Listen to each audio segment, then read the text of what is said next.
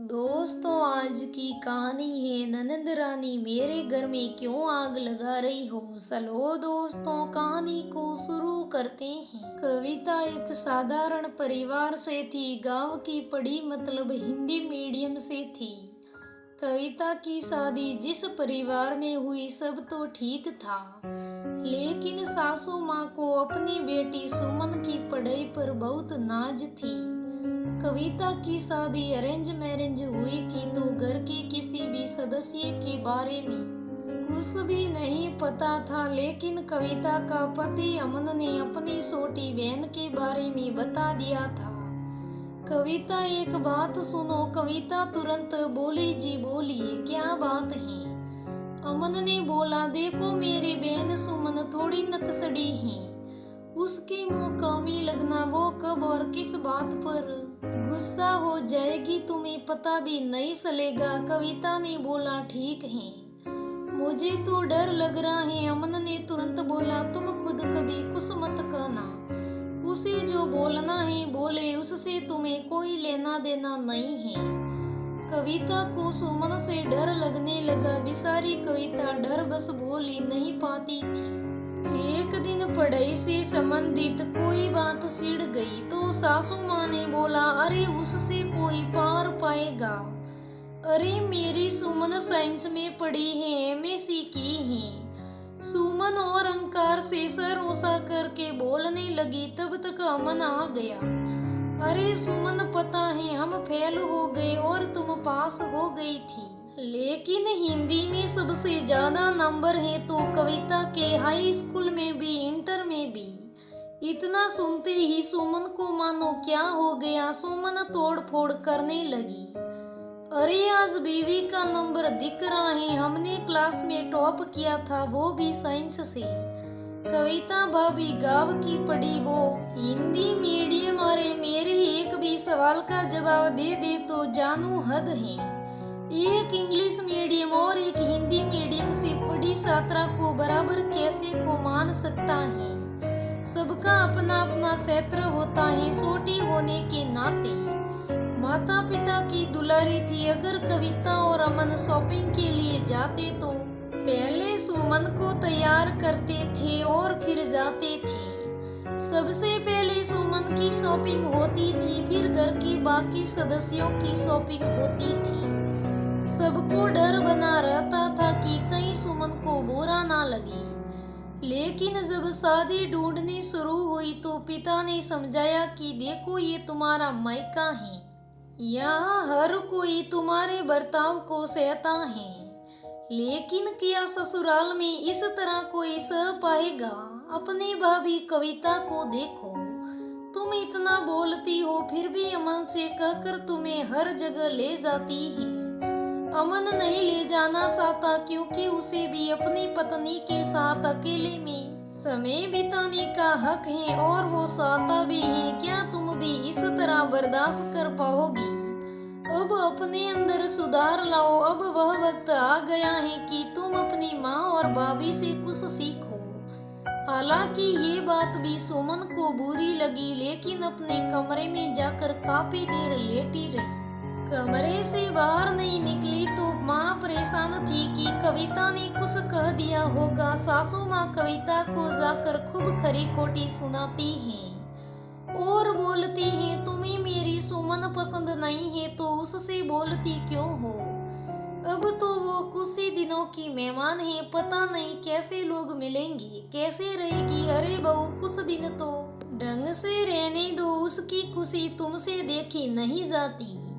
कविता अपनी सफाई में बस इतना ही बोले जा रही थी। क्या हुआ सुमन दीदी को, हमने तो कुछ भी नहीं किया। कहाँ है? तब तक सुमन को अपनी गलतियों का एहसास तो हो ही गया था।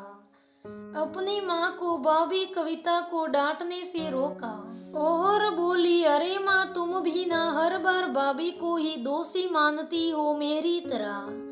मुझे पापा ने एहसास करवा दिया, अब आज से मैं अपने अंदर बदलाव लाऊंगी। भाभी, मुझे माफ कर देना, मुझसे बहुत सारी गलतियां हुई हैं। दोनों एक दूसरे के गले लगकर रोने लगी। और फिर धीरे धीरे सुमन के अंदर काफी बदलाव आ गया। सुमन की शादी हो गई। सुमन अपने ससुराल गई, लेकिन एक दूसरे की बेस्ट फ्रेंड बनी रही। अच्छा हुआ जो पिताजी ने समझाया। ये बात तो माँ जी को समझानी चाहिए थी, लेकिन वो तो सिर पर बैठा रखी थी। देर से ही भला जो हुआ अच्छा हुआ। लेकिन सुमन सुखी नहीं थी। सुमन की सार ननंद और सारों का दिमाग बहुत ही खुरापाती था। सुमन अपनी भाभी कविता से बताती थी, माँ पिताजी से नहीं बताती कि माँ पिताजी बहुत दुखी होंगे। अब अपने किए का पछतावा हो रहा था। हमने अपने भाभी को बहुत सताया है। आज उसी का पाप भोग रही हूँ। सुमन का पति भी अपनी बहनों के कहने में रहता था, मानो उस घर के हर सुख दुख की मालकिन सारों बहनें ही थी।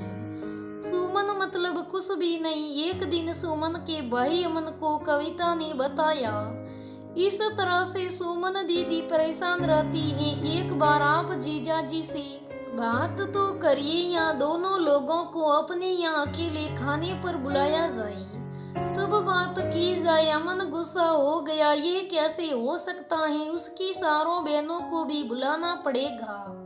दिल से ना सही, दिखावे के लिए ही बुलाना पड़ेगा। चलो ठीक है, बुला लेते हैं, सबको भेज देंगे। जीजा जी और सुमन को रोक लेंगे, फिर बात की जाएगी। अमन ने फोन किया, सुमन से पहले बात की। फिर सुमन की सास से बोल दिया कि आज खाने पर बुलाना सारी थी कविता आपको। अगर आपकी आज्ञा हो तो पूरा परिवार आ जाइए माँ जी। माँ जी ने तुरंत हाँ कर दिया। सब शाम को तैयार होकर आ गए। कविता ने सबकी खूब खातिरदारी की।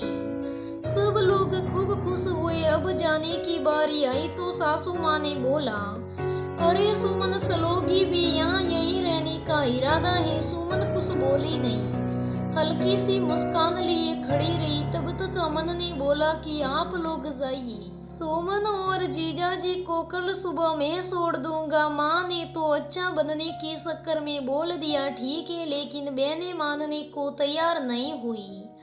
लेकिन बहुत कहने सुनने के बाद सब तैयार हुई। सुमन और सुमन के पति को मौका मिला बात करने का, और अमन और कविता ने भी बहुत सारी बातें की। थोड़ी बहुत समझ में आया। सुमन ने बोला, यहाँ आप बोल रहे हैं, दीदी के सामने बोलने की हिम्मत नहीं होती। दुर्गेश को कुछ पता ही नहीं रहता था। दुर्गेश के सामने माँ बेटी बहुत ही प्यार से पेश आती थी, इससे कभी आवाज ही नहीं कर पाया। अब इतनी बड़ी बात ससुराल में सबको पता चले, थोड़ा तो क्रोध आया, लेकिन सब खत्म करके सुमन का पति सुमन का साथ देने को राजी हुआ। सुमन का पति दुर्गेश ने बोला कि अब हमने बोल दिया ना कि मेरी जिम्मेदारी है, फिर तुम क्यों बोल रही हो? तुमने ये सब हमें बताया क्यों नहीं? सुमन ने बोला, कैसे और कब बताती, हर वक्त पैरा लगा रहता था, दरवाजे पर आंखें गड़ी रहती थी, कान लगाए सब सीती रहती थी। आपने खुद कभी जानने की कोशिश की मैं क्यों दुखी हूँ, यहाँ मेरा मूड ऑफ क्यों है? एक रात रुकने का फायदा तो हुआ। अब सुमन दिन भर प्रूफ इकट्ठा करने में लगी रहती, अपना फोन रिकॉर्ड मोड पर रख देती थी, दिन भर की बात रिकॉर्ड करती थी। जब दुर्गेश आया तो पहले सब सुनाया, उसके बाद अपने पिता से बोला कि पिताजी अब बहनें यहाँ रहने के लायक नहीं हैं, ये लोग अपने ही घर में आग लगा चुकी हैं, अब मेरे घर में भी आग लगा रही हैं। इन लोगों का मायका तो नहीं छुड़वाना है, लेकिन सुमन को लेकर मैं अब इस घर में नहीं रहूंगा। शाम को ही सुमन को लेकर उसके मायके छोड़ दिया, फिर किराए का मकान लिया, फिर सुमन को लेकर आया। अब सुमन भी सुखी रहने लगी। इस तरह का सपोर्ट करने वाला पति हो तो कोई चिंता नहीं है, ऐसा पति सबको मिले, और जो जैसा करता है उसे वैसा ही वापस मिलता है। सुमन को भी मिल गया। दोस्तों, आज की ये कहानी यहाँ पर ही समाप्त होती है। हम फिर मिलेंगे दूसरी कहानी में। दोस्तों, ये कहानी कैसी लगी मुझे कमेंट करके जरूर बताइएगा।